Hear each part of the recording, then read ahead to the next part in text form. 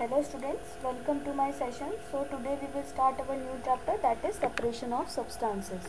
So we all have seen our parents and grandparents separating small stones or pebbles from the rice, grains, pulses, filtering tea leaves before serving the tea and lot more. So these all are example of separating the substances. The practice of separation of substances is usually required to remove or separate the required substance from their mixtures. So there are substances is classified into two ways. One is mixture and another one is pure substance. So mixture is the one which usually contain impurities, and impurities or non-impurities means there are two types of material present in the particular item. So this kind of a item is called as mixture, but if there is only one type of a material is present in the item, then we can call it as pure substances. For example, here given tea leaves are separated from the liquid with a strainer while preparing the tea. Also, the grain is separated from the stalks while harvesting. Milk or curd is churned to separate the butter. Cotton to separate its seeds from the fiber. Also, you must have observed this example. You might have eaten salted dalia or poha. You separate out the chilies present into it so that you may not feel uneasy before eating it. So this is all. All are the examples of separation of substances. So here activity number 1. You are given a table number 5.1. Why do we separate substances? One column is separation of process, another one is purpose, and third one is what do we do with this separated components. So you have to, this is a jumbled columns given here.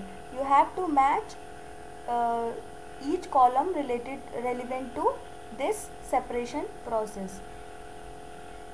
So do it in your notebook and show it to me and send me on the WhatsApp. So move on to the next. We need to separate harmful or why do we separate substances? Because we need to separate the harmful or non-useful substances that may be mixed with the useful substances. So we separate even useful components if we need to use them separately. So the particles of the substances are of different types or material. First one is method of separation. So these are the method of separation given here. The method of separations are hand picking, threshing, winnowing, sieving, and also the sedimentation, decantation and filtration, by which we can separate the useful substances from non-useful substances. So activity number 2, bring a packet of grain purchased and from a shop to the classroom. Now spread the grain on the sheet of paper like the picture. Do you find only one kind of a grain on the sheet? No, you will not find the one kind of a grain on the sheet. The grain must be containing any impurities. You can check there. You can check that impurities and remove it from the useful substances. So this method is called as a hand picking. Hand picking is the method of separation used to separate large size impurities like piece of dirt, stone and husk from the wheat, rice or pulses. So this is very convenient method of separating substances. Also the quantity of such impurities is not very large. We can remove it from by normally manually. We can remove manually. So this is all about the hand picking. You can practice it at your home also. You can bring dal from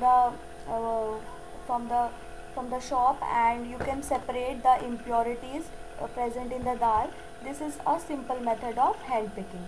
So this is it. In the next class we will discuss about the threshing. Thank you. Have a nice day.